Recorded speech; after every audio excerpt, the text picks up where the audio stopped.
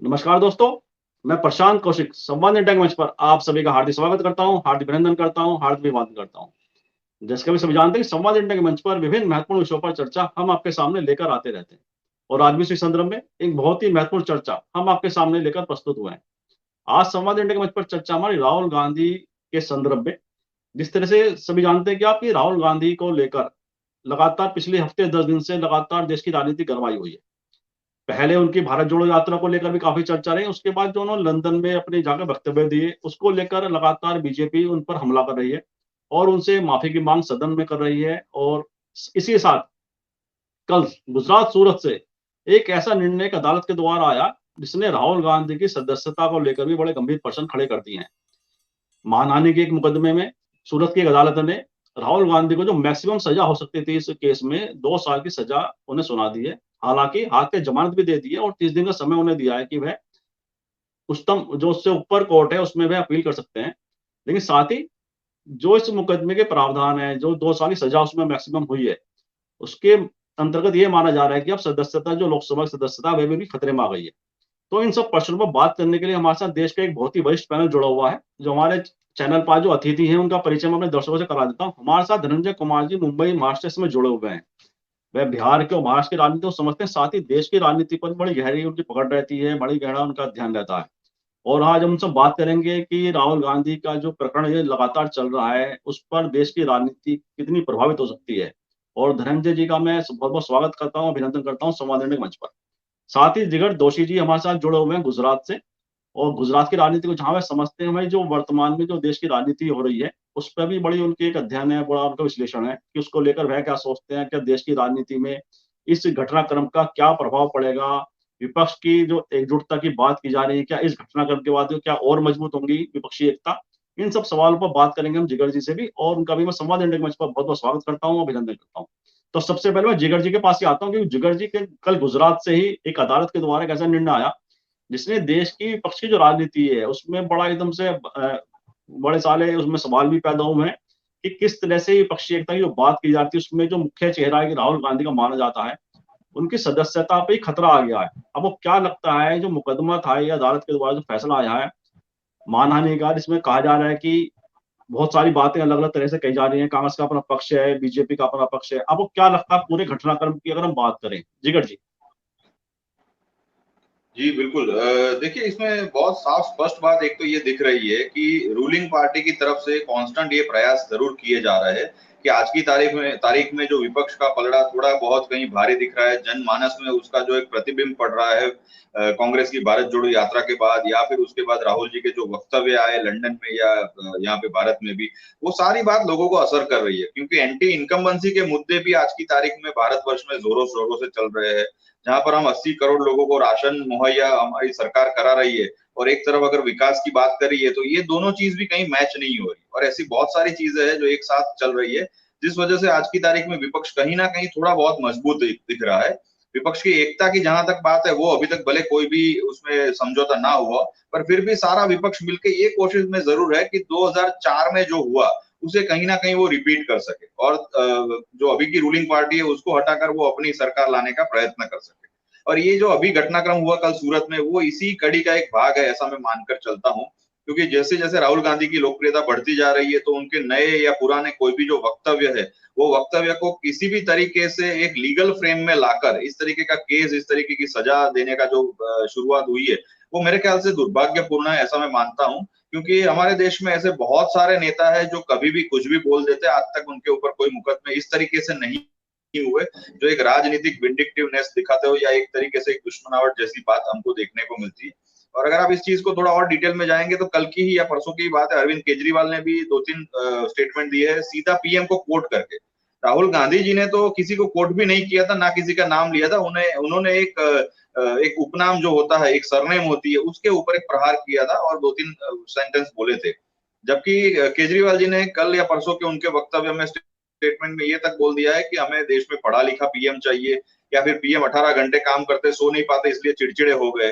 तो क्या ये डेफिनेशन जो है उसमें डेफेमेशन का केस या मानहानि का केस नहीं बनता है?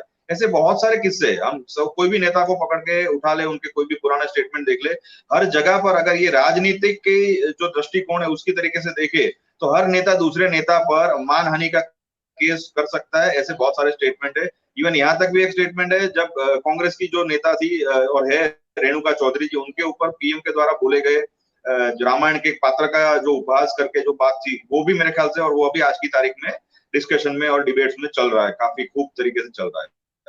अब इसको अगर हम राजनीतिक जो सारी चीजें उसके ऊपर लीगल पॉइंट ऑफ व्यू से देखें तो क्या हो सकता है, जैसे हम 2 दिन से ये सारी चर्चा कर रहे हैं और कल जैसे सूरत की बहुत सारी बातें चली, अगर क्या राहुल गांधी जी की सदस्यता जाएगी तो आगे कौन कांग्रेस को लीड करेगा, ये भी बहुत यक्ष प्रश्न बड़ा खड़ा हुआ है। अगर नहीं जाती है तो फिर कोई दिक्कत वाली बात नहीं है, वो ही कांग्रेस को लीड करेंगे।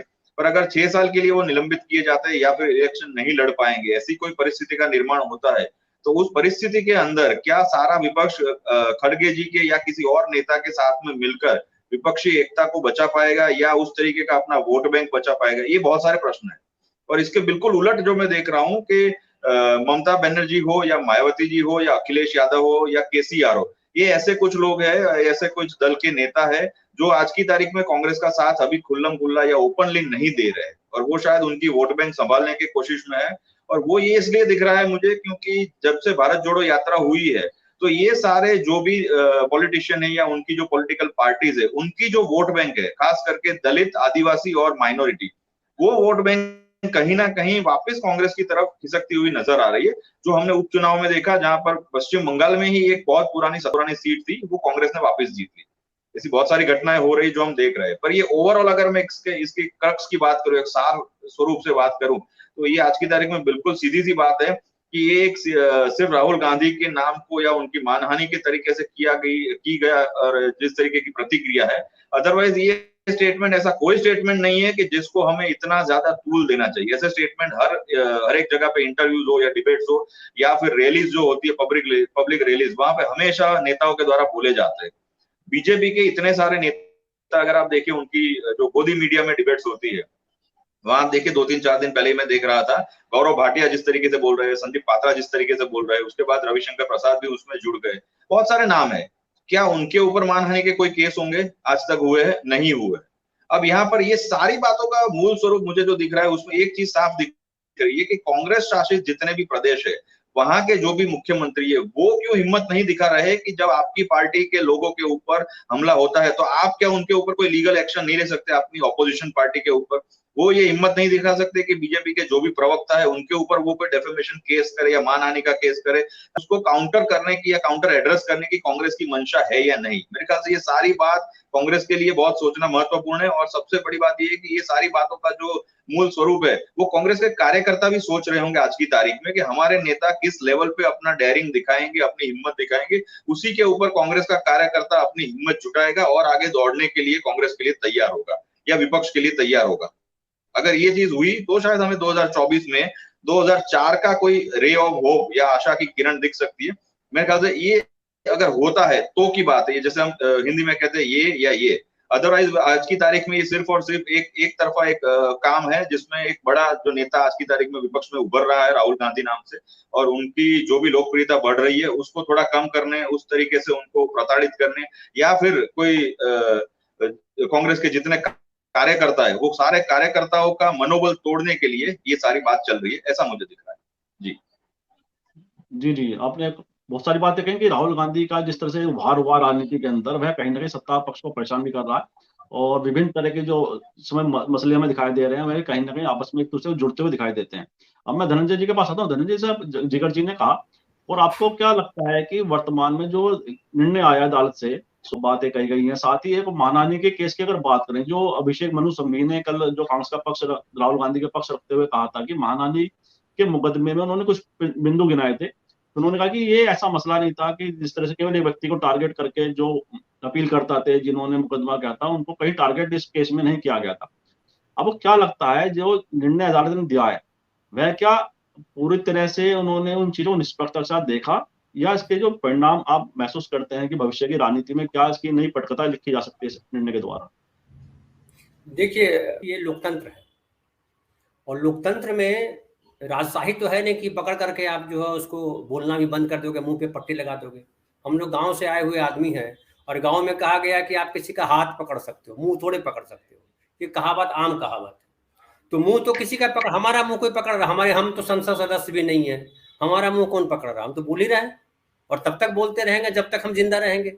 मर जाएंगे तो नहीं बोलेंगे, मरा हुआ आदमी तो बोलता नहीं है। लेकिन हम देख रहे हैं कि हमारे देश में जिंदा लोग भी अब नहीं बोलते, मरे जैसे, तो उनकी चर्चा तो हम लोग करते नहीं। लेकिन ये जो हो रहा है कि राजनीति का, देखिए एक राजनीति का एक दौर चला जो नेहरू गांधी से चला और इंदिरा गांधी का आपातकाल आया और एक अलग परिस्थिति से गुजरा देश। उसके बाद फिर एक जो विरोधी पार्टी है, जो विपक्ष का जो बड़ा नेता बने, खास करके जब शुरुआत की बात करें तो सावरकर और गोडसे का, और जो है एक तरफ गांधी और नेहरू का जो चल रहा था, उसके बीच में आए समाजवादी और जो है लोहिया जी थे। तो लोहिया जी का भी एक दौर चला, संवित सरकार का एक जमाना चला। लोहिया आए, लोहिया के बाद फिर जो है जेपी आए, जेपी के बाद फिर जॉर्ज फर्नांडिस आए और एक दौर चला। उसमें आरएसएस के लोग जो है, या कहिए कि बीजेपी के लोग, या जो सावरकर को नेता मानने वाले लोग जो थे, वो थोड़े छुपे हुए से दिखते थे। वाजपेयी जी ने जो सरकार चलाई 6 साल, उस सरकार में ऐसा कुछ नहीं दिखा कि नेहरू और गांधी के जो नीतियां थी उससे कुछ अलग किया जा रहा है, ऐसा बहुत कुछ नहीं दिखा आम आदमी को। लेकिन ये मोदी जी जो आए हैं, ये पूर्ण बहुमत की सरकार है, तो जाहिर है इनको अलग दिखाना था कि जो गांधी नेहरू ने किया था वो ठीक नहीं किया था। क्योंकि आरएसएस को तो हम जानते हैं कि उन्होंने तिरंगा नहीं लहराया अपने इस पे, उन्होंने कहा कि देश जो है लोकतांत्रिक देश नहीं है, ये देश जो है हिंदुओं का देश है, क्योंकि मुसलमान तो अपना देश ले गए, वगैरह वगैरह बातें हुई। तो मोदी जी को उसको सच करना है, तो मोदी जी उसको सच कैसे करेंगे? तो सच करने के जब आप सत्ता के शिखर पे बैठे हुए हैं, तो या तो संविधान में पूरा का पूरा बदलाव कर दे, नया संविधान लिख दे। वो संविधान नहीं लिख रहे हैं तो फिर आपको कानून के सम्मत तरीके से चलना तो पड़ेगा, भले आप चले नहीं चले। तो अभी जो है मुझे लगता है राजनीति का जिस तरह से उन्होंने विस्तार किया है, वो सारी संवैधानिक संस्थाओं को उसमें लपेट लिया है। और नैतिकता जो है एक बहुत महत्वपूर्ण पहलू है राजनीति में भी और किसी के जीवन में। जब आप एक धरातल खत्म कर देंगे तो फिर अफरा तफरी वाला माहौल होगा, जिसकी उसकी भैंस कहावत है वो फिर चरितार्थ होने लगेगी। और जिसकी लाठी उसकी भैंस अगर हो गया ऐसा, तो फिर लाठी तो किसी एक व्यक्ति के हाथ में होती नहीं है। और लाठी जो ताकतवर, आज आप ताकतवर हैं, कल आप ताकतवर हो जाएंगे, ऐसी स्थिति बनेगी। और जनता जो है, ये तो जनतंत्र है, तो जनतंत्र है, तो अगर जनतंत्र नहीं भी होता तो जनता तो विद्रोह कर देती। वो पुराना जमाना तो है नहीं कि आप दाब दबा करके, लात जूते मार करके कमरे में बंद करके लोगों को रखेंगे। इतनी बड़ी आबादी, इसको कैसे रोकेंगे? और उनके विचारों को भी नहीं रोक पाएंगे। जब सड़क पे सब उतर जाएंगे तो कैसे संभालेंगे उसको? जो इस्लामिक कंट्रीज है जो उस तरह के माने जाते हैं, वहां भी वो सारी चीजें नहीं हुई। हाल में आपने देखा कि ईरान में नकाब को लेकर के कितना हंगामा हुआ, हिजाब को लेकर के, और फाइनली क्या हुआ? तो ऐसी स्थितियां जो है वो अब तो नहीं होंगी जो पिछली सदियों में होती रही, लेकिन जो ये कर रहे हैं, और मैं कहूं कि ये पहली बार नहीं हुआ है। उसके पहले इंदिरा गांधी को भी उनकी सदस्यता रद्द की गई थी। हम यही जानते हैं महाराष्ट्र में बाला साहब ठाकरे को बैन कर दिया गया, आप वोट भी नहीं दे सकते हो, ऐसा कर दिया गया था 6 साल के लिए। तो ये सारी चीजें होती है। लेकिन हम सब जानते हैं कि जो राजनेता होते हैं उनके अपने समर्थक होते हैं, उनकी अपने तरीके होते हैं। और इतना सोशल मीडिया आज हावी हो गया है कि आप संसद सदस्य रहे नहीं रहे उससे कोई फर्क नहीं पड़ता है। और विपक्ष एकता बने नहीं बने वो तो सेकेंडरी है, वो उसको मैं बहुत प्राइमरी नहीं मानता हूँ। इसलिए नहीं मानता हूँ कि विपक्ष का काम जो है जनता की तरफ से 5 साल तक सवाल खड़े करना है कि भाई जनता के ये काम नहीं हुए, या सत्ता पे लगाम लगाना है विपक्ष का काम। क्योंकि जनता तो संसद में नहीं आ सकती है, बाकी सारा काम जनता का है। विपक्ष को अगर आप, सत्ता पक्ष अगर कुचल रहा है तो जनता वो देख रही है, जनता फिर हिसाब देगी। क्योंकि जनता केवल सत्ता के साथ नहीं रहती है, जब तक जनता का ज्यादा समय जो है ना विपक्ष के साथ गुजरता है। क्योंकि विपक्ष के नेता जो है वो आते हैं, उनके पास सत्ता में नहीं रहते, और वो कहते हैं कि बताइए क्या दिक्कत है, और उनके लिए आंदोलन करते हैं। समझिए आप 2014 से पहले को याद कीजिए तो यही मोदी जी क्या बोल रहे थे मनमोहन सिंह के लिए, यही ये जो है सिलेंडर हो गया था 400 या 450 रुपया दाम का सिलेंडर था, तो सिलेंडर लेकर के लोग घूम रहे थे। स्मृति ईरानी से लेकर के सुषमा स्वराज नहीं रही, स्वर्गीय हो गई वो भी, और राजनाथ सिंह भी, वो सब सिलेंडर लेके घूम रहे थे सड़क पे। कोई सब आलू लटका करके घूम रहे थे, हेमा मालिनी प्याज लटका करके गले में घूम रही थी। वो आज कहाँ है? तब से तो महंगाई बहुत बढ़ गई है। सिलेंडर का ही दाम देखे तो तिगुना हो गया सिलेंडर का दाम। और कहा था काला धन ले आएंगे, काला धन किधर गया पता नहीं चला। नोटबंदी हो गई, हम लोग के घरों में जो माओं के पास या बहनों के पास या जो बीवियों के पास पैसे रहते थे विपत्ति काल वाले, वो भी छीन गए। कितने लोगों के पैसे रह गए, छुपे रह गए। सुप्रीम कोर्ट में उन लोगों ने, कई लोगों ने केस किया था कि भैया हमारे पैसे 500,000 के नोट है जो हमने नहीं भुनाया, उसको किया जाए। तो सुप्रीम कोर्ट ने तो मना कर दिया। अभी हाल ही में जजमेंट आया, सुप्रीम कोर्ट ने कह दिया कि हम कुछ नहीं कर सकते उस पर। तो आम आदमी को परेशान करके नोटबंदी जो की गई, नोटबंदी में किधर काला धन मिला? सरकार ने तो कहीं घोषित नहीं किया कि ये काला धन आया, लेकिन काला धन था ये हम सबको पता था, काला धन आया ये भी हम सबको पता है, और काला धन कहाँ गया वो भी हम सबको पता है। आज अडानी पे नहीं बोल रहे हैं, क्यों नहीं बोल रहे हैं? और वो काला धन का राज कहीं खुल न जाए, और अगर खुलेगा तो क्या होगा वो मोदी जी जानते हैं। तो लगातार आप मुद्दे से भटका रहे हैं। फिर आप देखिए कि जो आपके किरण पटेल जो पकड़ा गया वहां पे, ये कह करके कि पीएमओ का ये एडिशनल डायरेक्टर है, और वो Z+ सिक्योरिटी लेके बैठा हुआ था। खाली एडिशनल डायरेक्टर नहीं बोल रहा था, कार्ड खाली नहीं छपवाया हुआ था, आपने उसको Z सिक्योरिटी दी हुई थी। Z+ सिक्योरिटी कोई मजाक है क्या? देश में गिने चुने लोगों को मिलती है, उसमें से मिली हुई थी उसको, और वो आदमी कश्मीर में घूम रहा था। कश्मीर सेंसिटिव जगह है, तो ये कैसे घूम रहा था? ये तो बहुत बड़ा इशू है। इसको आप जो है देश की सुरक्षा से खिलवाड़ मान सकते हैं। और हम कहें कि देश का विपक्ष जो है उस तरह से मजबूत नहीं है कि ये इस मुद्दे को उठा सके, लेकिन जनता में ये मुद्दा है। और एक देखिए क्या हो गया है हमारे समाज में अभी इस समय, इस दौर में देखने को मिल रहा है, वो आपातकाल में भी नहीं था। समझिए आपातकाल में सेंसर था प्रेस पे, तो प्रेस बावजूद इसके सब एक साथ खड़ा था और आपातकाल के खिलाफ अपने तरीके से विरोध कर रहा था। आज जो स्थिति है, पूरी मीडिया जो है वो भान बनी हुई है। पूरा मेन स्ट्रीम मीडिया जो है अब का क्या कर रहा है, चाहे प्रिंट मीडिया है या वो जो है वो मीडिया है, चैनल का मीडिया है, वो क्या कर रहा है? वो गर्व का वो कह रहा है, जब सीतारमन बोलती हैं कि रुपया गिर नहीं रहा, रुपया कमजोर नहीं हो रहा, डॉलर मजबूत हो रहा है, तो ताली बजाने लगते हैं लोग और बहस करने लगते हैं इस पर, बड़ा बड़ा कमाल बोल गई वो। मोदी जी कुछ बोल के आते हैं तो जय जयकार करने लगते हैं आप कि अब G20 की अध्यक्षता मिल गई, अब तक ऐसा हुआ नहीं। मामूली मामूली बातों पे आप क्या करते हैं? अगर ऑस्कर मिल गया तो आप बोलने लगे कि देखिए कितनी जम गई, अब ऑस्कर भी हम लेके आने लगे, इतने ताकतवर हो गए। ऐसी कहानियां बना, झूठे गर्व की कहानियां गढ़ने लगे, वो मीडिया कर रहा है। तो भांडों के पहले काम था ये। तो वो मीडिया जो है अभी भी जनता में, आम आदमी को लगता है कि मीडिया जो बोल रहा है वो सच बोल रहा है। मीडिया के ऊपर विश्वास अभी भी बना हुआ है। देखिए कोर्ट पे अभी उतना भरोसा नहीं रहा, कोर्ट तो मजबूरी हो गई लोगों की, लेकिन कोर्ट में जानते लोग, अरे यार जाओगे वहां कुछ होने वाला नहीं है, 15 साल 20 साल 25 साल पता नहीं कितना लंबा खींचेगा, वकील अपना तारीख पे तारीख खेलता रहेगा। लेकिन मीडिया को लेकर के अभी भी लोगों में है कि मीडिया जो है कुछ तो कुछ सच बोलता है। लेकिन मीडिया ने जिस तरह से इस समय विश्वास खोया है वो बहुत भयानक है। क्योंकि जो है सत्ता में कार्यपालिका, विधायिका और न्यायपालिका तीनों एक दूसरे से जुड़े हुए, मीडिया अलग थे और जनता का मजबूत जो है वो पहरेदार रहा, या कहिए कि जनता का मजबूत जो है वक्ता रहा वो मीडिया। लेकिन वो भी इस दौर में हमने देखा कि खत्म हो गया। अगर सोशल मीडिया नहीं होता तो पता नहीं क्या हाल होता इस देश का। लेकिन ये सोशल मीडिया है, और प्रशांत जी आप जैसे लोग जो है कर रहे हैं, और हम लोगों को बोलने का कहीं मौका मिल रहा है, अपनी बात रखने का मौका मिल रहा है, ये बड़ी बात है। और ये सोशल मीडिया को बहुत धन्यवाद देना चाहिए। सोशल मीडिया और ये जो डिजिटल क्रांति हुई है, अब इसमें भी श्रेय ले रहे हैं कि डिजिटल क्रांति मोदी जी ने की है। लोग भूल गए कि यहीं पे एटीएम जब पहली बार लगाया था, राजीव गांधी जी के समय में लगाया गया था, तो वाजपेयी जी जुलूस लेके निकले थे कि ये क्या कर रहे हो आप। तो इस तरह की चीजें जो होती है, तो ये मुझे नहीं लगता कि राहुल गांधी को आप उनको जेल में बंद कर दीजिए 10 साल के लिए।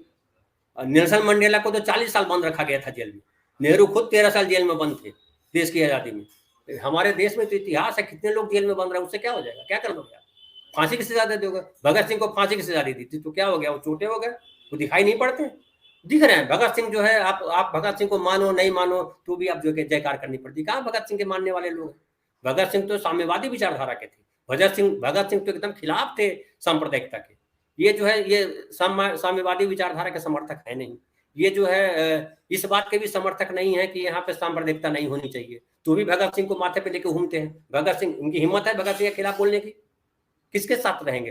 फिर तो गोडसे के साथ जाके खड़े हो जाएंगे। लेकिन गोडसे के साथ तो जाके खड़े हो नहीं सकते, छुपे छुपे होते हैं। तो आप जब आपके सांसद, आपके और लोग जब इस तरह के भाषा बोलते हैं, नफरत की भाषा बोलते हैं, तो ये सारे हैं। तो अब अगर देखिए, अभी जिगर भाई ने कहा कि अगर कांग्रेस के मुख्यमंत्री जो दूसरे प्रदेशों में हैं वो क्यों ऐसा एक्शन नहीं ले। देखिए कांग्रेस की विचारधारा मुझे लगता है अलग है। कांग्रेस गांधी को मान रही है, और कांग्रेस में राहुल गांधी जो है, उन्होंने पूरे जो कांग्रेस की राजनीति है उसको देखा है। और 10 साल का जो वक्त है, जो मोदी जी का जो काल है 9 साल से, वो देख रहे हैं कि राहुल गांधी में परिवर्तन आ रहा है, राहुल गांधी बदल रहे हैं, राहुल गांधी को लेकर के देश का सोच बदल रहा है, आम आदमी उसको अलग तरीके से ले रहे हैं। कल तक राहुल गांधी जो है पप्पू कहलाते थे, ये जिसमें सबको पता है कि कितना अरबों रुपए धकेले गए इसमें, और जो है क्या नहीं कहा गया मीडिया के द्वारा, सारे मीडिया ने वो कहा, उसमें कांग्रेस के कुछ नेता भी शामिल रहे। लेकिन अभी क्या स्थिति है? अभी राहुल गांधी को की बातों को इतना सीरियसली क्यों ले रहे हो? राहुल गांधी जब पप्पू है तो उनकी हर बात पे इतना ध्यान क्यों दे रहे हो? क्यों 2 साल की सजा दिलवाई है? 2 साल की सजा इसलिए दिलवाई है कि आप जो है उस आदमी को चुनाव लड़ने से रोक सकते हैं 6 साल के, तो रोक दीजिए। नहीं लड़ेंगे चुनाव 2024 का, उससे क्या हो जाएगा? राहुल गांधी के चुनाव लड़ने से आप सत्ता में रहेंगे, और नहीं लड़ने से सत्ता में रहेंगे, और लड़ने से सत्ता बाहर हो जाएंगे क्या? राहुल गांधी 542 सीट पर लड़ते हैं? नहीं लड़ते हैं। राहुल गांधी 1 सीट नहीं 2 सीट पर लड़ेंगे, 5 सीट पर लड़ लेंगे, लेकिन बाकी सीट पे तो आपको लड़ेंगे लोग।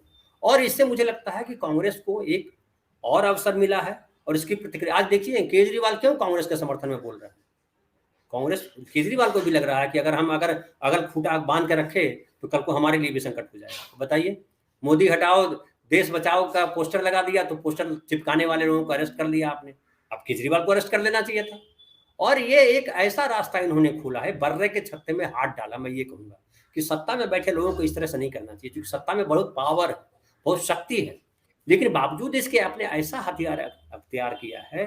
कल को जिसे बिहार में मैं बताऊं आपको, 1 मिनट का समय लूं, बिहार में जो है जब शराब बंदी हुई तो शराब पीने वाले, शराब के ढक्कन जिसके घर में मिल जाए सबको अरेस्ट करके किया जाने लगा, और नतीजा हुआ कि कोर्ट के सारे जेल भर गए इसी से, और कोर्ट में इतने उसकी आई याचिकाएं आई, या कहिए बिल पिटीशन आए कि परेशान हो गए लोग, और सुप्रीम कोर्ट को कहना पड़ा कि भाई आप ये क्या कर रहे हो? आप कोई डेटा आपके पास है? कुछ किस आधार पे आपने शराबबंदी की है? और अगर आप इनका आप हल नहीं निकालते हो तो हम एक साथ सारे जितने जेल में बंद है शराब को लेकर के सबको हम छोड़ देंगे। और बिहार सरकार अब अपने तरीके से चीजों को बदल रही है, वो अलग विषय है। लेकिन बावजूद उसमें कोर्ट का जो रवैया, जो कोर्ट ने रुख अख्तियार किया, कल यहाँ भी हो सकता है। इतने मुकदमे दायर हो जाएंगे, वो हम सब पे दायर हो जाएंगे, सब पे, हम आप पे कर दें, आप हम पे कर दीजिए, और सब चलिए कोर्ट चलते हैं। तो पता चला कि देश में मानहानि के मुकदमे डील करते करते कोर्ट जो है परेशान हो जाए, तो ऐसी स्थिति बनेगी। और मुझे लगता है ये सब जो है, ये सब करने से कोई सत्ता में लगातार बना नहीं रहेगा। मोदी जी को पिछले 9 वर्ष मिले, क्या किया उन्होंने? कौन सा ऐसा काम किया जिसके नाम पर वो वोट मांगने जाएंगे? 370 के नाम पे वोट मांगेंगे? राम मंदिर के नाम पे वोट मांगेंगे? क्या इस देश की जनता जो है, जो 80 करोड़ जनता को जो कह रहे हैं कि 5 किलो हम अनाज दे रहे हैं फ्री का, जनता 5 किलो अनाज के लिए जन्म लेता है इंसान यहाँ हिंदुस्तान में कि हमको 5 किलो अनाज मिलता रहे? अरे पशु पक्षी को, जानवर को कोई अनाज नहीं देता, वो क्या खाता नहीं है? तो ये जो आपने राइट टू फूड मिला हुआ, संविधान ने दिया हुआ राइट टू फूड का अधिकार दिया हुआ है, तो आप क्यों इस तरह की राजनीति कर रहे हैं? उसको अधिकार है उसका, ये राजनीति का विषय नहीं है। तो ये मोदी जी जो कर रहे हैं वो कुछ दिन में, चूंकि बिहार जो हिंदुस्तान की जनता है वो ठीक है, उन तक खबरें देर से पहुंचती हैं, उनको विश्लेषण करने में दिक्कत होती है, लेकिन जो आंच है ना, जो 1200 का सिलेंडर है वो हर घर में है, वो सबको पता चल रहा है महंगाई कहाँ जा रही है। ये जो तमाशा हो रहा है, रोज यशोगान गाया जा रहा है, भारत ये तरक्की कर गया, भारत वो तरक्की कर गया, जो विदेशों में रह रहे हैं और जो पैसे कमा रहे हैं उनको समझ में आ रहा है भारत ने कितनी तरक्की की और कैसे तरक्की की है। देखिए होता क्या है, हम लोग क्या एक और लाइन बोल दो, होता क्या है कि आम का पेड़ पहले, अभी तो कलम लगाया जाने लगा है, पहले आम का पेड़ गुठली लगाया जाता था, और गुठली लगाया जाता था तो वो दादाजी लगाते थे और पोता खाता था। तो अभी राजनीति के जो पहलू हैं, सूक्ष्म पहलू हैं, उसको समझना आम आदमी के बूते की बात नहीं है। खास लोगों को समझने में वक्त हो लगता है, हम लोग को समझने में कई एंगल से सोचना पड़ता है। तो आम आदमी तक बातें पहुंचते पहुंचते एक माध्यम था पहले मीडिया विश्लेषण करता था और उससे आम आदमी अवेयर होता था। अभी वो नहीं है, अभी मीडिया जो है भ्रम फैलाने में लगा हुआ है सत्ता पक्ष के साथ। लेकिन ये भी कब तक, चीजें बदलेंगी, और बुरे दिन बहुत लंबे नहीं होते हैं, बुरे दिन छोटे होते हैं। जी जी जी, सही कहा आपने कि कोई भी किसी का निश्चित नहीं होता, कि परमानेंट किसी का नहीं होता, और बदलाव तो प्रकृति का नियम है। लेकिन बात है कि जो आपने बहुत सारे सवाल उठाए, और मैं जिगर जी के पास आता हूँ। जिगर, राहुल गांधी की सदस्यता खत्म हो जाती है और 6 साल के लिए वह चुनाव लड़ने से अलग हो जाते हैं, मुख हो जाते हैं। ऐसे में देश की राजनीति में इसका क्या प्रभाव आप देख रहे हैं? और जिस तरह से राहुल गांधी को लगातार बीजेपी टारगेट कर रही है, और पिछले कुछ दिन से लगातार है, ये हम देख रहे हैं कि राहुल गांधी उनका एकमात्र मुद्दा है। तो राहुल गांधी क्या इतनी बड़ी चुनौती बन गए हैं बीजेपी के लिए, सरकार के लिए, प्रधानमंत्री के लिए? क्या लगता है आपको?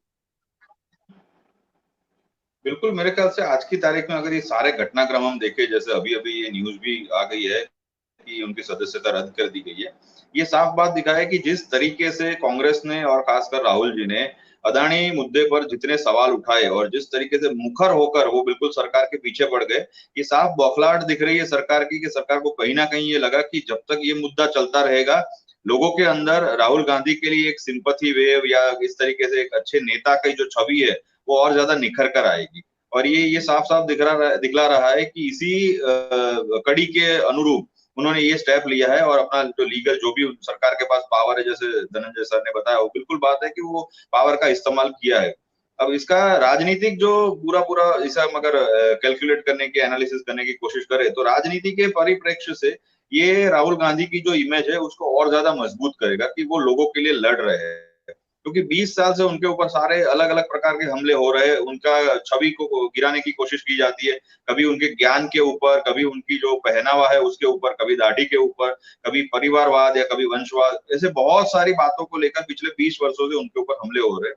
उसके बावजूद लोगों को ये साफ दिख रहा है आज की तारीख में कि हमारे लिए फिर भी राहुल गांधी लड़ने को तैयार है, सड़क पर उतरने को तैयार है। वरना उनको क्या पड़ी है, वो इतनी बड़ी पार्टी के अध्यक्ष है या इतनी बड़ी पार्टी के नेता है, उन्हें कोई फर्क नहीं पड़ता वो रोड पर उतरे ना उतरे, अपने हिसाब से वो अपना काम करते रहे as a MP, member of parliament, तो भी चलेगा, उनको ऐसा कुछ है नहीं कि कोई जरूरत हो ऐसा करने की। फिर भी वो लोगों के लिए लड़ रहे हैं, वो साफ दिखा रहे हैं कि ऐसी घटना की वजह से दो चीज मुझे दिख रही है जो शायद हो सकती है, एजम्पशन कर रहा हूं मैं। एक तो राहुल गांधी की लोकप्रियता जरूर बढ़ेगी इससे, अगर सही सही इसकी पब्लिसिटी कांग्रेस के द्वारा की गई कि सत्ता पक्ष में पार्टी के द्वारा किस तरीके से विपक्ष को चुप कराया जाता है। और दूसरी बात ये भी है कि इसका एक नेगेटिव इम्पैक्ट भी थोड़ा बहुत शायद पड़ेगा, जो कांग्रेस के दूसरे सेकंड या थर्ड कैडर के नेता हो या फिर उनके कार्यकर्ता हो, उनके ऊपर भी ये थोड़ा बहुत इम्पैक्ट पड़ेगा कि सरकार के पास बहुत ज्यादा पावर है और वो पावर का इस्तेमाल कभी भी कहीं भी किसी के ऊपर हो सकता है। तो मेरे ख्याल से आज की तारीख में कांग्रेस के लिए सामने एक बड़ी चुनौती ये भी थोड़ी बहुत आकर खड़ी रहेगी कि उनके कार्यकर्ताओं का मनोबल कैसे बढ़ाए और कैसे उन्हें तैयार करें कि वो सड़कों पर आकर पूरा हमलावर होकर सरकार के खिलाफ, सरकार की नीतियों के खिलाफ बोले।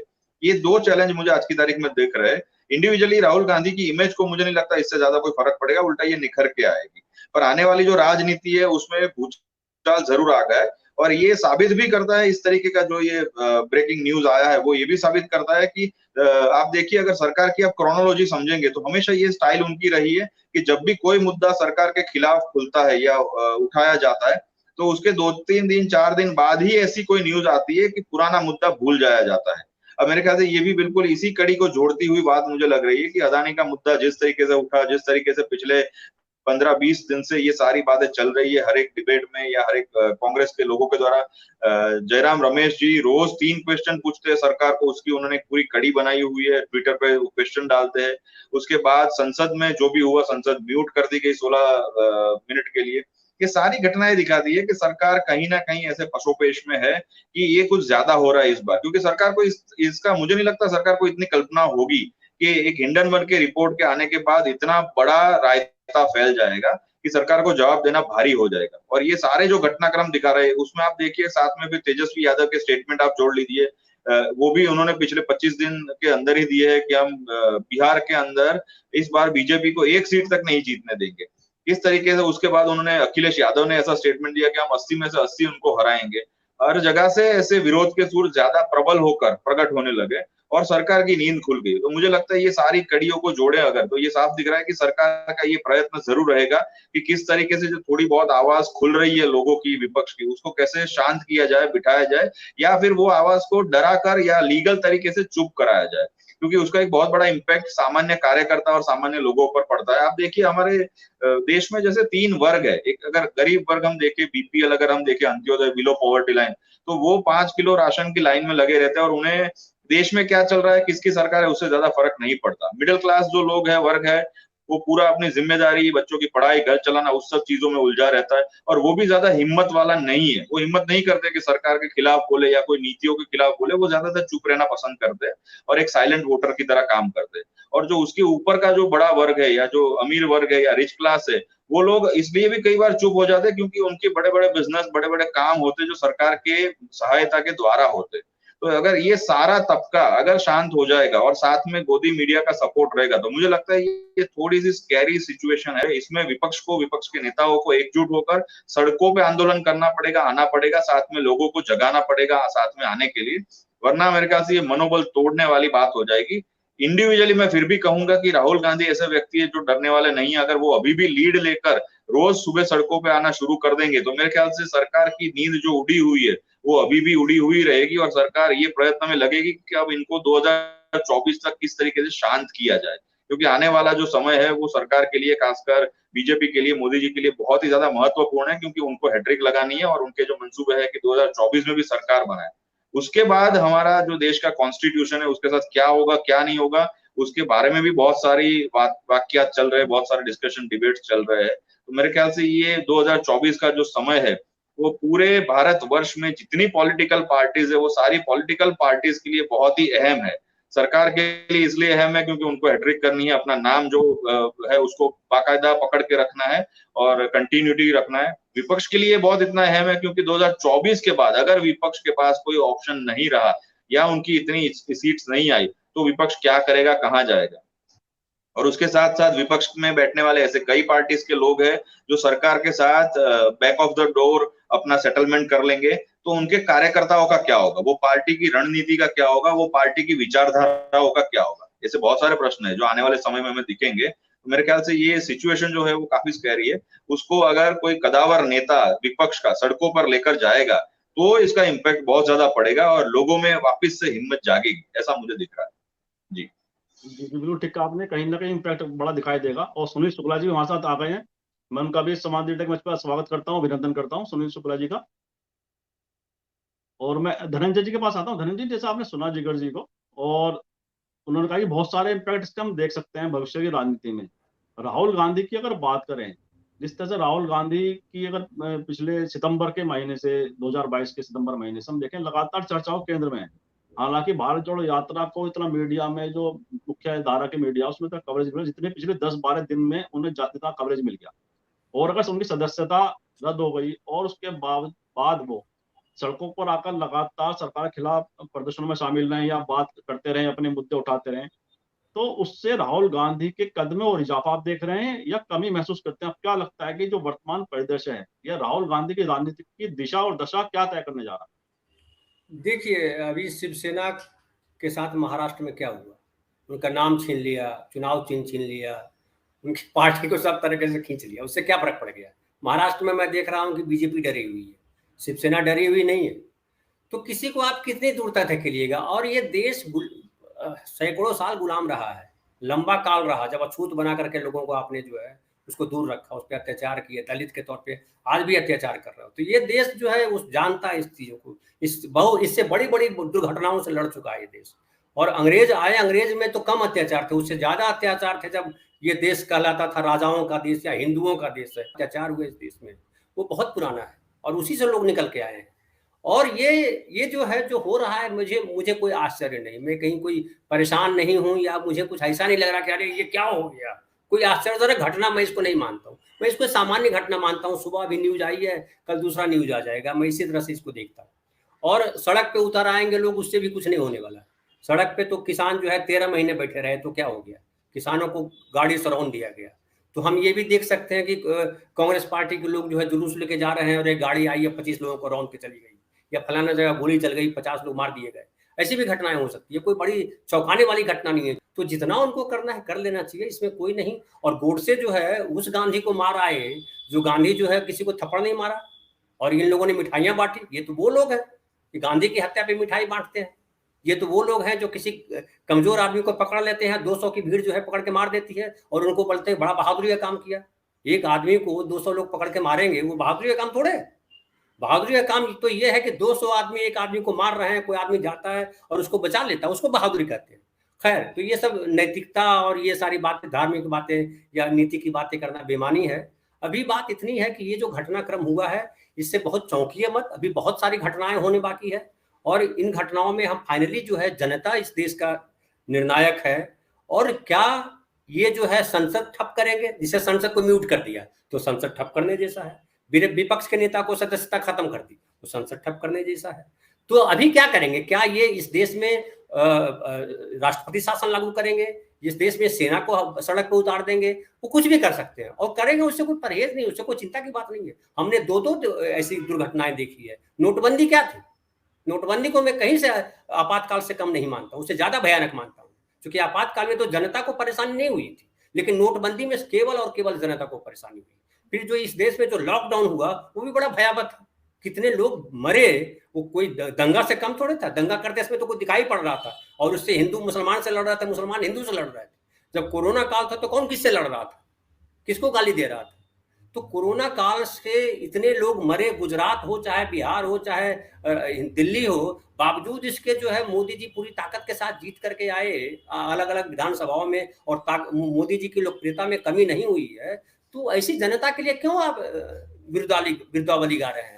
क्यों उन्होंने परेशान होने की जरूरत नहीं है? अपने समझे, राहुल गांधी कांग्रेसी समझे, हमको क्या करना है? वो कोई क्यों भय निर्भ हमें कहानी, दास दास छाड़ना होइए रानी, तुलसी बाबा कह गए हैं। हम तो तुलसी बाबा को मानने वाले लोग, हम तो भगवान के भरोसे रहने वाले लोग हैं। भगवान जब तक धरती पर रहेंगे हम ऐसे ही रहेंगे, तो शोषण झेलते रहेंगे, लात खाते रहेंगे, क्योंकि भगवान ने हमको पैदा इसलिए किया है। हमें तो पूर्व जन्म के फल भुगतने पड़ रहे हैं। हमें क्यों अमेरिका और लंदन और वैसे जिसे आप कहते हैं सभ्य नागरिकों वाला जीवन वहां जाते हैं, वहां जाने के ललचते हैं, वैसा हिंदुस्तान हमको क्यों बनाना है? तो ये सारी चीजें मुझे कहीं से कोई निराश नहीं कर रही है। मैं बिल्कुल समझ रहा हूँ ये नॉर्मल है और अभी इससे बहुत भयानक देखना बाकी है, और देश ने भयानक देखा। वो पुराने काल को भी भूल जाइए। वो जो नोटबंदी है मुझे भयानक लगता है, क्योंकि अपने पैसे निकालने के लिए कई लोग मर गए लाइन में लग करके, डंडे खाए, लाठियां खाई। कोरोना काल में हमने देखा कि लाखों लोग सड़क पे उतरे अपने घर जाने के लिए और इस देश की पुलिस ने उसको पीटा, खाना नहीं मिला, कई लोग ट्रेन से कट के मर गए, वो सब देखा। लेकिन जनता को ये सारी बातें परेशान नहीं करती, क्योंकि जनता इस बात से खुश है कि हमारा राष्ट्र जो है हिंदू राष्ट्र हो जाएगा, हमको मंदिर मिल गया। अब मुसलमान भी खुश है कि हम जो है हिंदुओं को छोड़ेंगे नहीं, हमने एक पाकिस्तान ले लिया, एक नया और देश बना लेंगे। पाकिस्तान का क्या हाल है हम देख ही नहीं पा रहे हैं। पाकिस्तान में जुल्फिकार अली भुट्टो को फांसी की सजा दी गई, उससे क्या हुआ? फांसी की सजा देने वाले कहाँ है? जुल्फिकार अली भुट्टो के रिश्तेदार आज भी सत्ता में है, फांसी देने वाले कहाँ? तो इसलिए ये सब चीजें चलती रहेगी, बहुत परेशान मुझे नहीं लगता होने की जगह। जी जी ठीक है आपने कि परेशान होने की जरूरत नहीं है। और मैं इसी सवाल को लेकर सुनील जी के पास आता हूँ कि सुनील जैसा आप पूरा घटनाक्रम को आप भी देख रहे हैं, लगातार उसका अध्ययन कर रहे हैं कि किस तरह से घटनाक्रम देश की राजनीति में हो रहा है, और ये भविष्य की राजनीति की पटकथा भी लिखने में कहीं ना कहीं एक दिशा ले रहा है। अब क्या लगता है कि राहुल गांधी का संदर्भ में जो भी कल अदालत का निर्णय आया है और जो राजनीति देश की, इससे क्या प्रभावित होती है आप देख रहे हैं? और क्या लगता है कि राहुल गांधी का सरकार के विरोध का एक प्रतीक बन गए हैं? क्या महसूस होता है आपको? सुनील शुक्ला। धन्यवाद प्रशांत जी। एक तो विलंब से शामिल होने के लिए मैं सभी से क्षमा याचना करता हूँ, नहीं कारणों से मैं देर से आ पाया। और निश्चित रूप से गुजरात अदालत के फैसले के बाद जो जिस तरीके से राजनीति करवट बदल रही है देश में, उससे मुझे नहीं लगता कि राहुल गांधी के राजनीतिक असर पे कोई प्रभाव पड़ेगा। निश्चित रूप से वो लोकसभा के सदस्य नहीं रह गए, वो कितना कानूनी है कितना गैर कानूनी है तो कानून के जानकार जाने। लोकसभा सचिवालय ने ये नोटिफिकेशन जारी कर दिया कि वो न्यायालय के आदेश के दिन से वो लोकसभा के सदस्य नहीं रह गए, वो डिस्क्वालीफाई हो गए वहां से। ठीक है, और यह कोई अप्रत्याशित भी नहीं है, या इसकी उम्मीद ही की जा रही थी कि ऐसा हो सकता है कि किसी भी समय यह आदेश आ ही जाएगा। आदेश आ गया, लेकिन एक मजबूत लोकतांत्रिक देश के लिए ये अच्छे लक्षण नहीं है, अच्छी गतिविधि नहीं है।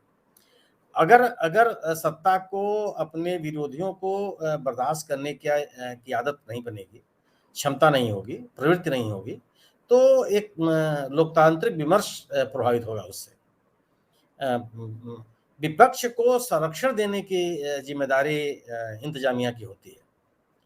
राहुल गांधी ने कोई अपराध नहीं किया था, कोई हत्या नहीं की थी, किसी षड्यंत्र में नहीं शामिल हुए थे, कोई राजनीतिक अनैतिकता का उन्होंने उल्लंघन नहीं किया था। भ्रष्टाचार संबंधी आरोप उन्होंने लगाए थे। उस क्रम में हो सकता है कि अदालत को ये लगा हो कि उनके जो वाक्य हैं वो किसी की अवमानना हो रही है, हुई है नहीं हुई, यह एक अदालत का आदेश है तो हमको आपको स्वीकार ही करना चाहिए, और अगर इस पे किसी की असहमति है तो अदालत में ही उसको चुनौती दे। लेकिन प्रथम दृष्टया हम और आप इस अदालत के आदेश को स्वीकार करते हैं, सम्मान करते हैं। लेकिन जो आदेश आया है वो राहुल गांधी के भ्रष्टाचार में शामिल होने को लेकर के आदेश नहीं है, किसी गंभीर आपराधिक घटना में शामिल होने के लिए कोई आदेश नहीं है, किसी राजनीतिक मर्यादा के उल्लंघन का उनके ऊपर आरोप नहीं है। एक राजनीतिक रैली में एक भाषण हुआ, उस भाषण में कुछ शब्दों का प्रयोग हुआ, माननीय अदालत मानती है कि वो अपमानजनक था और उन्होंने उनको एक सजा सुनाई। लेकिन इससे उनका जो भ्रष्टाचार के खिलाफ लड़ाई लड़ने के एक राजनीतिक ताकत के रूप में जो उनका एक जनता के बीच में स्वीकृति बनी है, मुझे नहीं लगता कि उससे प्रभावित होगा, बल्कि जितना ही उनके ऊपर सरकार के द्वारा हमले किए जाएंगे, जैसे कि उनकी सदस्यता को खत्म किया जाना, उनके ऊपर अन्य तरह के हमले किए जाना, इससे उनकी राजनीतिक ताकत बढ़ेगी। मुझे लगता है कि लोगों के बीच में यह संदेश जाएगा कि भ्रष्टाचार के खिलाफ लड़ने वाले के विरुद्ध सरकार की यह कार्रवाई है। न्यायालय का आदेश अपनी जगह, लेकिन जो सरकार कर रही है, जो भारतीय जनता पार्टी का नेतृत्व जिस तरीके से इस पर रिएक्ट कर रहा है कि अगर यह परिभाषित करने की कोशिश की जा रही है कि राहुल गांधी के मन में पिछड़ों के प्रति कोई सम्मान नहीं है, तो यह बात मुझे नहीं लगता कि लोग स्वीकार कर लेंगे, क्योंकि राहुल गांधी ने कोई इस तरह की बात कही नहीं है। अब ठीक है, वो बात भी कही जा रही है जो उन्होंने नहीं कही, लंदन में नहीं कही, वो भी कहा जा रहा है कि उन्होंने कहा। जिस बात को उन्होंने कहा वो कोई सुनने के लिए तैयार नहीं है। वो स्पष्ट शब्दों में उन्होंने कहा कि हम देश की 140 करोड़ जनता, हम देश के भीतर की जो समस्या है उसका समाधान करने में हम सक्षम हैं, यह कोई सुन नहीं रहा है। लेकिन जो नहीं कहा उसको लोग सुनाने के लिए आमादा है, तो एक अलग स्थितियां बन रही है। लेकिन मुझे लगता है कि राजनीतिक विमर्श को बदलने के लिए सत्तारूढ़ दल जो प्रयास कर रहा है वो अपनी जगह, लेकिन राहुल गांधी ने जो एक विपक्ष के नेता के रूप में जनविश्वास हासिल किया है वो अपनी जगह है। उनकी अपनी जो क्रेडिबिलिटी है, उनकी जो विश्वसनीयता है वो इससे प्रभावित नहीं होती। राहुल गांधी के व्यक्तित्व पर इसका कोई असर नहीं पड़ता, बल्कि मुझे लगता है कि एक तरह की सहानुभूति उनके प्रति लोगों के मन में आएगी कि वह विशिल ब्लोअर, मैंने भ्रष्टाचार के खिलाफ आवाज बुलंद करने वाले एक विशिल ब्लोअर के खिलाफ सरकार कार्रवाई कर रही है, सरकार के प्रताड़ना के वो शिकार हो रहे हैं। तो आम आदमी में जो भारतीय जनता पार्टी से प्रतिबद्ध नहीं है, उसका कार्यकर्ता अगर वो नहीं है, तो मुझे लगता है कि उसके बीच में यह संदेश जाएगा। इसीलिए समाज, मुझे लगता है कि बड़े वर्ग में इस बात को लेकर के तीखी प्रतिक्रिया हुई है कि जो कुछ भी हो रहा है राहुल गांधी के साथ वह उचित नहीं है। अगर हम अपने विरोधियों को, अपने आलोचकों को स्वीकार करने के लिए तैयार नहीं है, भ्रष्टाचार के खिलाफ आवाज उठाने वालों को संरक्षण देने के लिए तैयार नहीं है, भ्रष्टाचारियों के खिलाफ कार्रवाई करने के लिए तैयार नहीं है, भ्रष्टाचार में लिप्त लोगों के खिलाफ कार्रवाई करने के लिए अगर हमारे मन में कोई संकल्प नहीं है, तो यह किसी लोकतंत्र के लिए अच्छा संदेश नहीं है। एक 75 साल की उम्र में जो हमारा लोकतंत्र की उम्र हुई है, उसके बाद का इस तरह का आचरण, यह एक स्वस्थ परिवेश नहीं है, स्वस्थ माहौल नहीं है। और मुझे लगता है कि आने वाले दिनों में इस आदेश, अगर ये आदेश जारी रहा उच्च न्यायालयों से, हायर जुडिशरी से, अगर कोई राहुल गांधी को अगर कोई राहत नहीं भी मिलती और 6 साल के लिए उनके ऊपर प्रतिबंध भी लग जाता है, तो मुझे लगता है कि बावजूद इसके राहुल गांधी इस देश की राजनीतिक ताकत रहेंगे और विपक्ष की जो गतिविधियां होंगी उनके इर्द गिर्द ही चलेंगी। और यह मुझे लगता है कि यह घटना विपक्षी दलों को एक साथ आने के लिए और प्रेरित करेगी, क्योंकि ये साफ संदेश है कि अगर एकजुट आप नहीं होंगे तो सरकार के को जो विरोधियों के खिलाफ कार्रवाई है उसके आप शिकार होंगे। इसके खिलाफ एक राजनीतिक माहौल बनाने की जिम्मेदारी सभी के ऊपर है। और अगर आप भारतीय जनता पार्टी से लड़ना चाहते हैं तो निश्चित रूप से एक दल तो कोई नहीं लड़ सकता, किसी के पास इतनी ताकत नहीं है, उतना बड़ा मजबूत संगठन नहीं है। लेकिन सभी राज्यों में जो स्थानीय दल हैं उनके पास ताकत है, वो बहुत संगठित लोग हैं और उनके पास ये मजबूत राजनीतिक ताकत है। और एक साथ मिलकर ये समय की मांग होती जा रही है कि आज सवाल ये नहीं है कि किस दल का राजनीतिक लाभ कितना है और कितना नुकसान है। आज सवाल है कि आपको देश में लोकतंत्र बचाना है, आपका आज का सवाल यह है कि लोकतांत्रिक मूल्यों को बचाना है। आज का सवाल यह है कि संविधान में जो एक आम नागरिक को संरक्षण दिया गया है उसको बचाना है, लोगों के मौलिक अधिकारों को बचाना है और भ्रष्टाचार के खिलाफ लड़ाई लड़ने वालों को के साथ खड़े होना है। अगर आप भ्रष्टाचारियों के खिलाफ नहीं लड़ेंगे, भ्रष्टाचार से लड़ने वालों के साथ नहीं खड़े होंगे, तो आप देश के ताने बाने को कमजोर करेंगे और आने वाले दिनों में समय आपको माफ नहीं करेगा। तो मुझे लगता है कि राजनीतिक दलों के सामने एक बड़ी चुनौती है और इस घटना ने को लेकर के विपक्षी दलों ने जो प्रतिक्रिया जाहिर की है, जिस तरीके से जाहिर की है, उससे लगता है कि विपक्षी दलों को एक साथ आने के लिए घटना और प्रेरित करेगी और लोग मजबूती से आएंगे। और भले लोकसभा की सत्ता चलेगी राहुल गांधी की, अगला चुनाव लड़ पाएंगे नहीं लड़ पाएंगे तो आने वाले दिन तय करेगा, लेकिन राहुल गांधी की एक राजनीतिक ताकत और बढ़ी है, जो उन्होंने भारत जोड़ो यात्रा के माध्यम से जन सरोकारों के मुद्दों को उठा करके, लोगों के बीच के मुद्दों को उठा करके जो एक विश्वसनीयता इन्होंने हासिल की थी और विपक्ष को विश्वसनीयता दिलाने की जो उन्होंने कोशिश की थी, वह और उसका वैल्यू एडिशन होगा, उसके प्रति लोगों के मन में और आदर भाव बढ़ेगा। और राहुल गांधी ने कहा भी है, जिस तरीके से कहा है कि हम भ्रष्टाचार के खिलाफ लड़ते रहेंगे और अहिंसा हमारा एक माध्यम होगा, तो उसका एक संदेश है।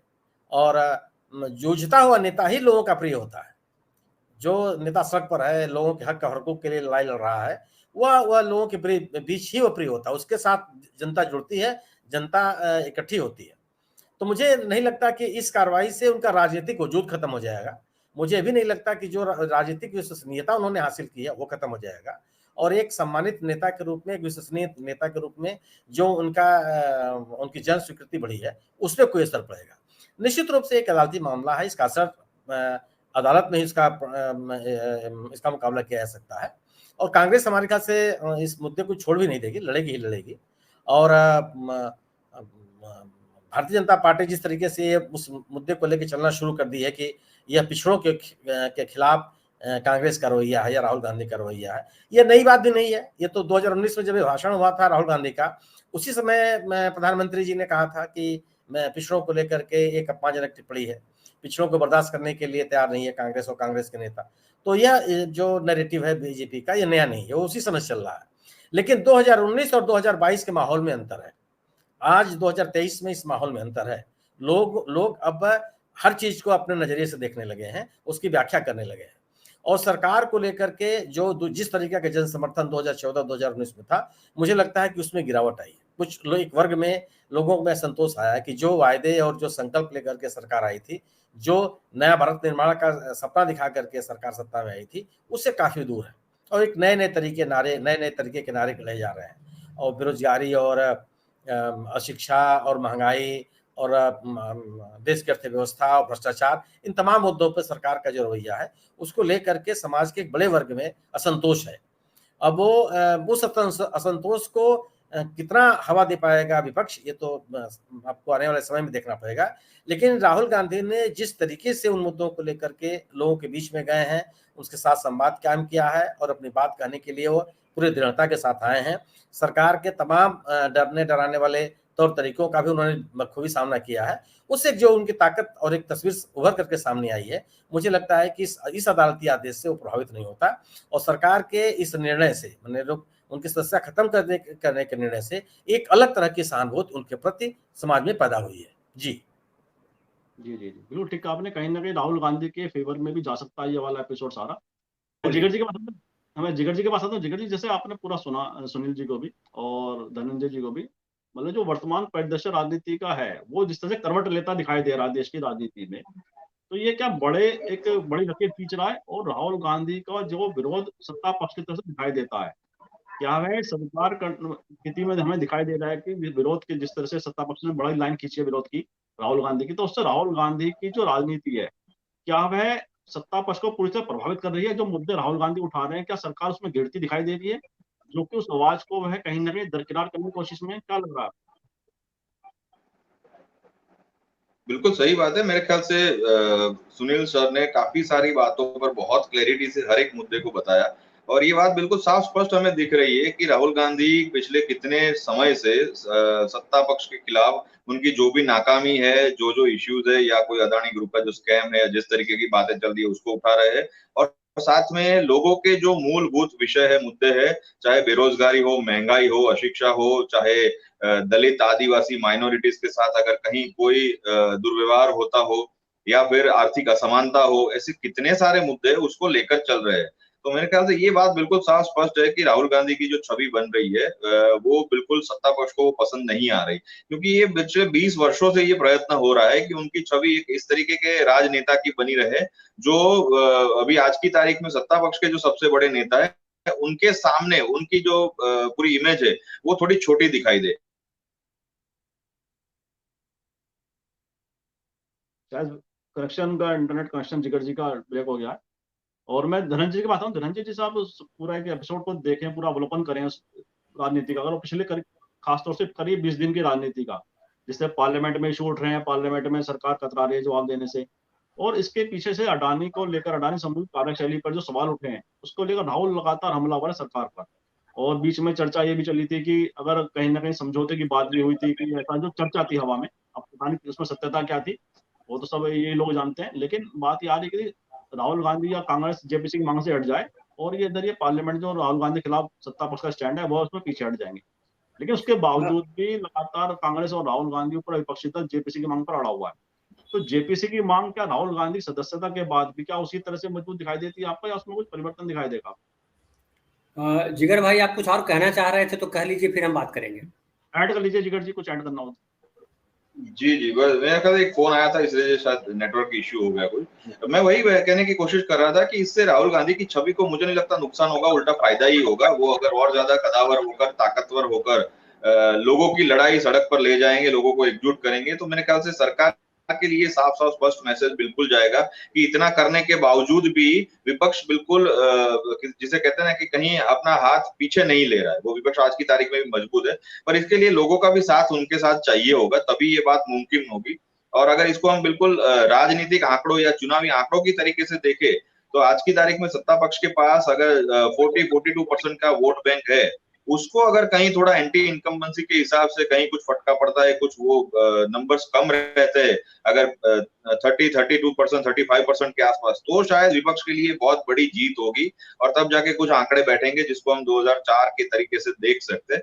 अदरवाइज मेरे ख्याल से ये लड़ाई बहुत जबरदस्त है। आने वाले समय में ये लड़ाई बहुत ज्यादा बड़ी होती हुई और हमें शायद थोड़ी कुरूप होती हुई भी दिखेगी, क्योंकि सत्ता और विपक्ष दोनों आमने सामने बिल्कुल हमें इस तरीके की राजनीति देखिएगी जो आज तक हमने नहीं देखी, और शायद हम चर्चा करते रहेंगे कि ये अति हो गया, ये अति हो गया, और दूसरे दिन कुछ ऐसा आ जाएगा कि जो हमें और अति लगेगा। तो ये अति की राजनीति आज की तारीख में बिल्कुल हमारे देश पर हावी है, उसमें कोई दो राय नहीं। प्रशांत जी, मैं आपके सवाल को ही आगे कंटिन्यू कर देता हूं जो आपने सवाल किया था। जी। देखिए, ये लड़ाई अब जो है, जब से देश आजाद हुआ है, देश जो है लड़ रहा है सत्ता पक्ष विपक्ष, सत्ता पक्ष विपक्ष, और जनतंत्र में बनाया गया कि संसद है, संसद में दोनों पक्ष के लोग बैठेंगे, जनता की समस्याओं पे बात करेंगे और उसका समाधान कैसे निकले उस पर हम काम करेंगे। कार्यपालिका उसको इम्प्लीमेंट करेगी, न्यायपालिका ये देखेगी कि कहीं गड़बड़ी हुई है तो उसको न्याय के तराजू पे तौले और उसको ठीक करे। ये व्यवस्था थी। और पत्र का प्रेस ये था कि प्रेस की भूमिका ये है कि जो चीज़ें इन तीनों में कहीं गड़बड़ी आ रही है तो प्रेस उसको अपने तरीके से देखे। ये आदर्श स्थिति क्रिएट की गई। लेकिन हमने देखा कि जवाहरलाल नेहरू के समय भी बड़ा विरोध हुआ। जवाहरलाल नेहरू के समय भी अलग अलग पार्टी बन गई। इंदिरा गांधी का तो खूब पुरजोर विरोध हुआ, हम सब ने देखा। और दोनों पक्ष जो है, कौन सत्ता पक्ष कौन विपक्ष, कौन जनता के साथ खड़ा है कौन जनता के साथ नहीं खड़ा है, वो हम सब लोगों ने देखा। कि जो कल चिल्ला रहे थे कि हम जो है सत्ता में बैठे लोग जो है गड़बड़ है, चोर है, जब खुद सत्ता में आए तो उन्होंने उससे भी भयानक काम किया। अभी मोदी जी का ही लेटेस्ट उदाहरण है कि इन्होंने कहा कि मनमोहन सिंह ने देश को बर्बाद कर दिया, लूट लिया, देश में अब कुछ बचा नहीं। और उसके बाद मोदी जी आए तो देश में ये बचा कि नोटबंदी हो गई। जो पब्लिक के घर में 2-4 रुपए छुपे हुए थे वो भी चले गए, उनको लाइन में लग जाना पड़ा। जनता ने ये देखा कि जो सड़क पे इस तरह से इतनी बड़ी आबादी कभी निकली नहीं थी, जिसे लगा सरकार नाम की कोई चीज़ है ही नहीं इस देश में, ऐसा दिखाई पड़ा। तो मुझे लगता है ये सत्ता पक्ष और विपक्ष की लड़ाई अब ये बची नहीं है। आप जनता निरपेक्ष अगर है, जनता कह रही है कि कोई लड़े, हमको क्या है। सत्य वो राहुल गांधी भी अपना प्रधानमंत्री बनने के लिए लड़ रहा है, मोदी भी प्रधानमंत्री बनने के लिए लड़ रहा है, तो प्रधानमंत्री तो बनेंगे, हमको क्या मिलने वाला है। जनता अगर इस सोच के साथ चल रही है तो मुझे लगता है इन लोगों की लड़ाई से कोई फर्क नहीं पड़ता है, कोई सत्ता में आ जाए। जनता क्या ये समझती है कि हाँ, हमारी लड़ाई विपक्ष के लोग लड़ रहे हैं। जब तक जनता को ये एहसास नहीं होगा तब तक ये तमाम परिवर्तन, कल सारे विपक्ष एक हो जाए, राहुल गांधी या कोई खड़गे या कोई और व्यक्ति, नीतीश कुमार प्रधानमंत्री बन जाए, उससे मुझे नहीं लगता स्थिति बदलने वाली है। क्योंकि मैं निजी जीवन में जो समझ लीजिए 15 साल के बाद मैं होशो हवास में आ गया था, तब से मैं 30-40 साल से मैं देख रहा हूं कि जनता जो है खुद भ्रष्ट है, खुद बिना रीढ़ वाली जनता है। हम खुद ही, हमारे पास ये रीढ़ नहीं है। हम ये चाहते हैं कि हमारे कोई परिचित अगर मंत्री बन जाए तो उनसे हम लाइजनिंग करने लगते हैं। तो जब सब हम ही दलाल बने हुए हैं तो जो सत्ता पे बैठा हुआ उससे आप एक सब सम करिएगा कि जो है वो महान आदमी होगा और हम सबकी देखभाल करेगा, हम अपना लूटेंगे खाएंगे, वो हमारे लिए लूट करके लाएगा। तो ये सोचना ही बड़ा फिजूल है। सुनील जी, मैं अक्सर सोचता हूं कि अगर हमारे देश में जो सबसे बड़ी गड़बड़ी ये हुई जनतंत्र में कि जो पब्लिक है, एक जो है पब्लिक का एक ऐसा ग्रुप होना चाहिए था जो ग्रुप निगाह रखती, पब्लिक, जिसको पब्लिक प्रेशर ग्रुप कहते हैं। हम पब्लिक प्रेशर ग्रुप जो है क्या बनाएंगे? हमने ये देखा कि जब हम छोटे थे, पढ़ाई कर रहे थे, तो जब हमारे से जो बड़े थे, जो नौकरी में थे या कहीं और थे, प्रोफेसर थे या इंजीनियर थे या डॉक्टर थे, वो लोग जब गांव आते थे तो पिताजी बोलते थे कि फलाना जी आए हैं, जाओ उनको यहाँ जरा मैथ पढ़ लो, फलाना आज आए हैं उनसे जरा साइंस पढ़ लो, फलाना आए हैं उनसे जरा पॉलिटिकल साइंस पढ़ लो, ऐसा बोलते थे पिताजी हमारे। अभी मैं गांव में देखता हूं कि हम लोग जाते हैं, कोई पूछता भी नहीं है हम लोगों को कि कोई आया है, उनको चिंता ही नहीं है कि हम आए हैं कि नहीं आए हैं, उनको लगता है कि ये ना आए तो अच्छा है। तो जिस देश की जनता ऐसी हो जाए, पॉलिटिशियनों को दोष देने का मुझे नहीं लगता कोई मतलब दिखाई पड़ता है। अब बताइए, मैं 2 मामले बड़ा भयानक मानता हूं, नोटबंदी और कोरोना काल, इससे भयानक कुछ नहीं हो सकता है। लेकिन उस भयानक काल में भी जनता ने क्या देखा, क्या किया? सिलेंडर 450 से 1200 रुपए हो गए, उसके बाद भी जनता को लग रहा है कि ये बड़ा बढ़िया सरकार चल रही है। तो हम क्यों लड़ाई लड़ रहे हैं? राहुल गांधी संसद सदस्य नहीं है तो क्या उनको 5 किलो अनाज लेना पड़ेगा सरकार से, राशन कार्ड में नाम लिखाना पड़ेगा राहुल गांधी को? ऐसा तो होगा नहीं कि राहुल गांधी जो है 5 किलो अनाज के लिए लाइन में लगेंगे, या राहुल गांधी संसद सदस्य नहीं है तब उनको जो है इलाज इस देश में नहीं होगा, दुनिया में कहीं जा नहीं सकते हैं। लाइफ इन इम्प्रिजनमेंट कर तो उनको दोष ठहराया नहीं गया है, सजा दी नहीं गई है कि जीवन भर वो बंद रहेंगे।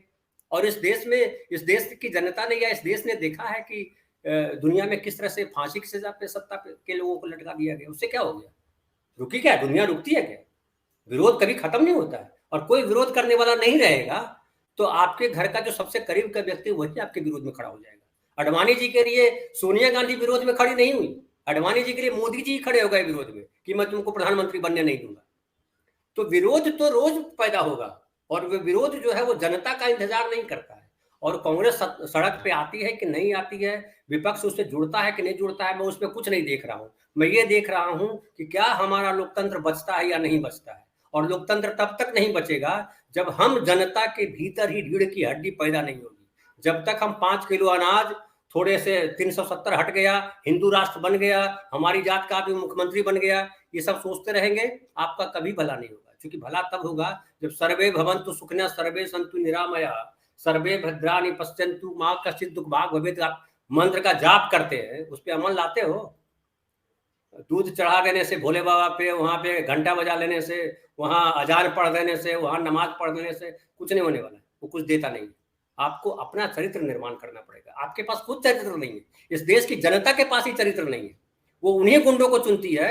अब देख लीजिए जो उत्तराखंड में वहां जो हुआ, यूपी में जो हुआ, किसानों पे जिसने गाड़ी जला दी, वहां क्या हुआ? वहां सारी सीटें बीजेपी जीत ली, आपके सामने है।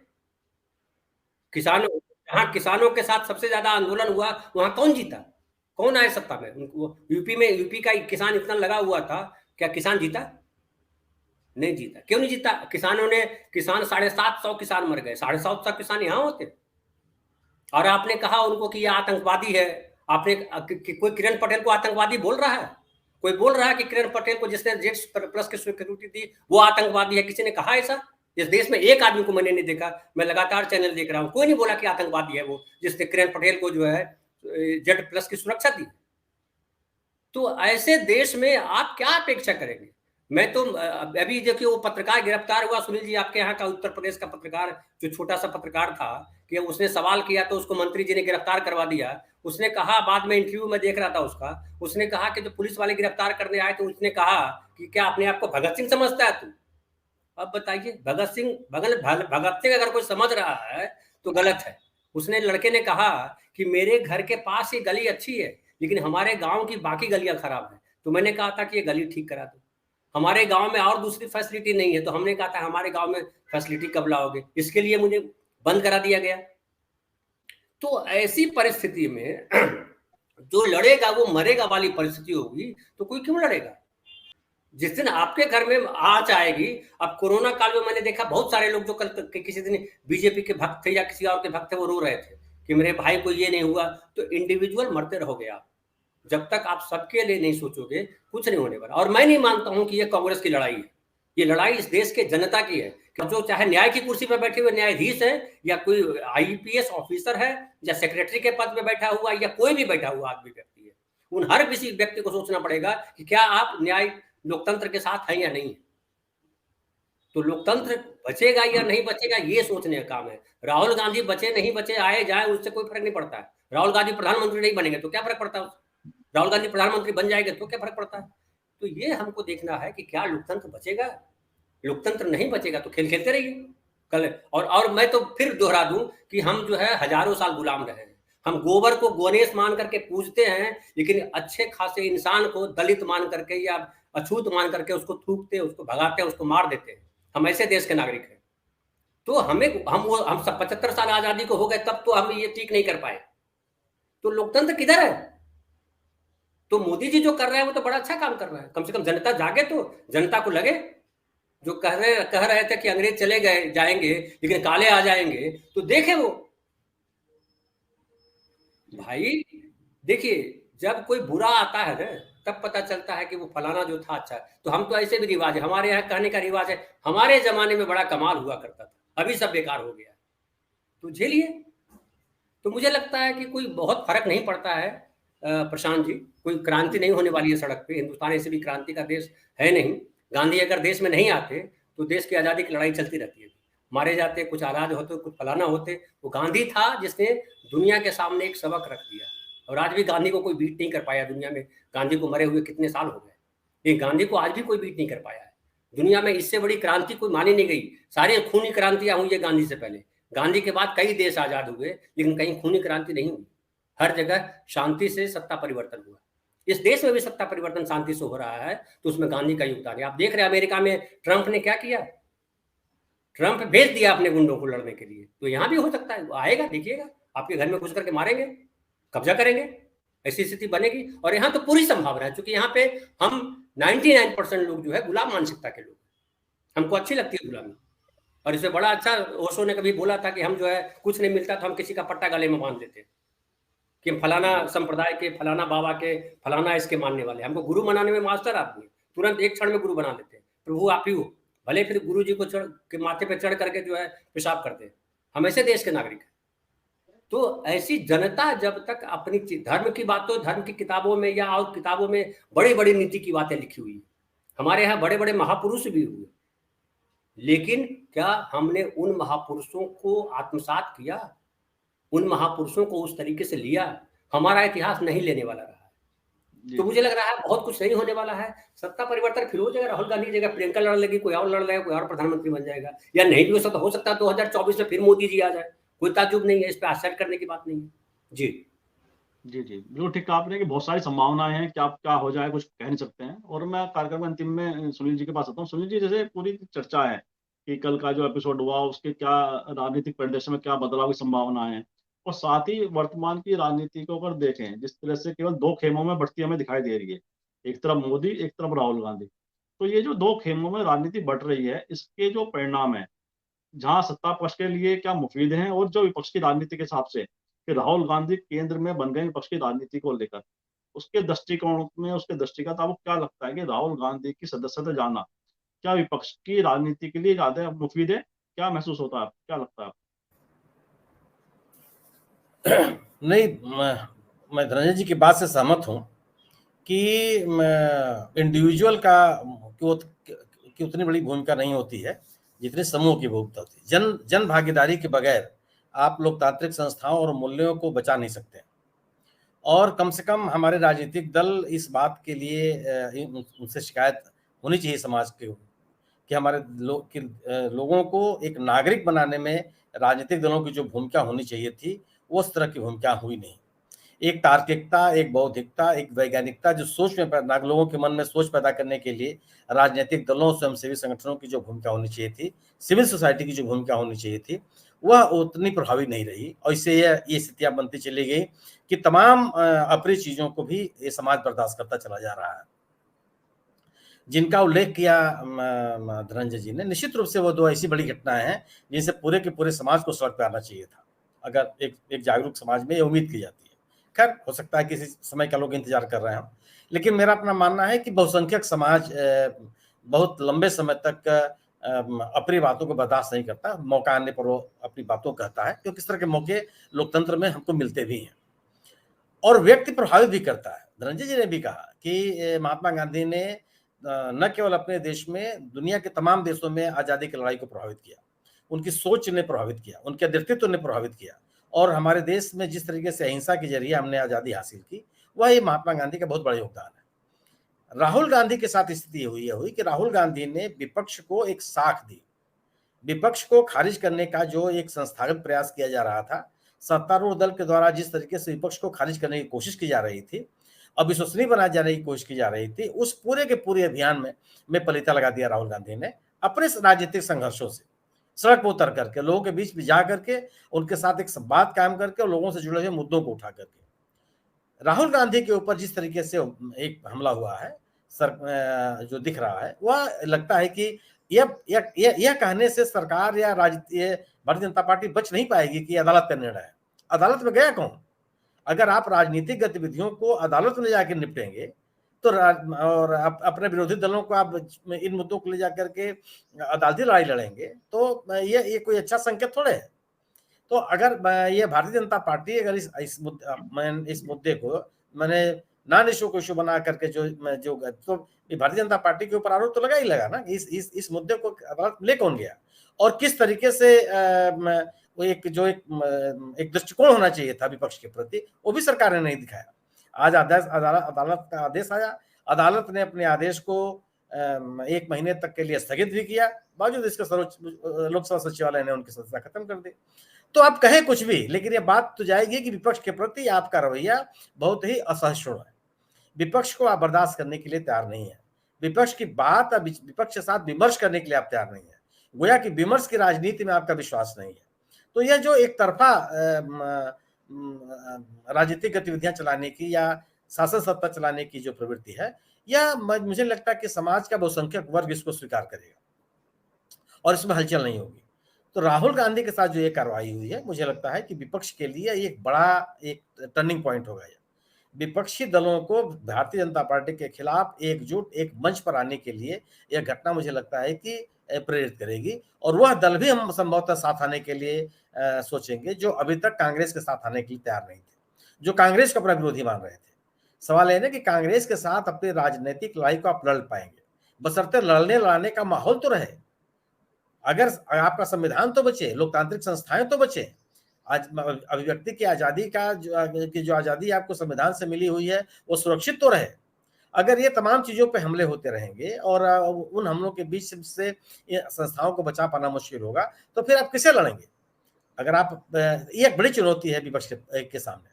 विपक्ष की आवाज को दबाने का जो यह ढंग है, यह आम, मुझे नहीं लगता कि बहुसंख्यक समाज और आम जनता इसको स्वीकार कर पाएगी।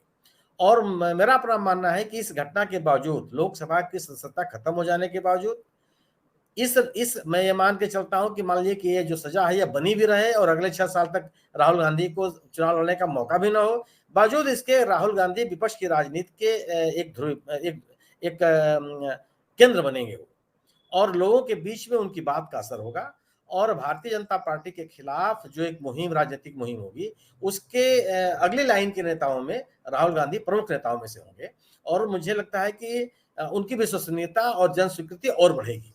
जी, जिसमें संक्षेप में एक टिप्पणी और चाहूंगा आपसे कि अगर हम इस तरह की बयानबाजी पर अगर इस तरह की देखें कि इस तरह का अगर सदस्यता चली जाती है, मानहानि का केस जो अदालत ने निर्णय दिया है, ऐसे बहुतायत नेता हैं देश के अंदर, चाहे वो संसद में हो चाहे विधानसभा में हो, अगर इस तरह की चीजों पर कार्रवाई होने लगी तो क्या लगता है आपको, पूरी पार्लियामेंट ही खाली हो जाएगी, क्या लगता है? नहीं, पार्लियामेंट में दिए गए बयानों का तो कोई आप उसको कहीं अदालत में उठा नहीं सकते हैं, लेकिन निश्चित रूप से राजनीतिक गतिविधियों में, राजनीतिक कार्यक्रमों में दिए गए बयानों को लेकर के अगर आप न्यायालयों में जाएंगे तो ये अच्छी प्रवृत्ति नहीं है। निश्चित रूप से अगर कोई भ्रष्टाचार में शामिल है, गंभीर अपराध में शामिल है, गैर राजनीतिक गतिविधियों में शामिल है, तो किसी षड्यंत्र में शामिल है, तो राजनीति के आड़ में उसको सुरक्षा भी नहीं मिलनी चाहिए। लेकिन एक भाषण है, एक प्रदर्शन है, अभी मुझे याद है लोग उससे असहमत हो सकते हैं। उत्तर प्रदेश विधानसभा में रघुराज प्रताप सिंह ने एक भाषण दिया कि अगर धरना प्रदर्शन को लेकर के हमारे खिलाफ मुकदमे दर्ज होते रहेंगे तो लोगों की आवाज को बुलंद करने के लिए हम जाएंगे कहाँ? क्या तरीका होगा? या तो तरीका ही बताया जाए और उसके प्रति आप सुनने के लिए तैयार हो।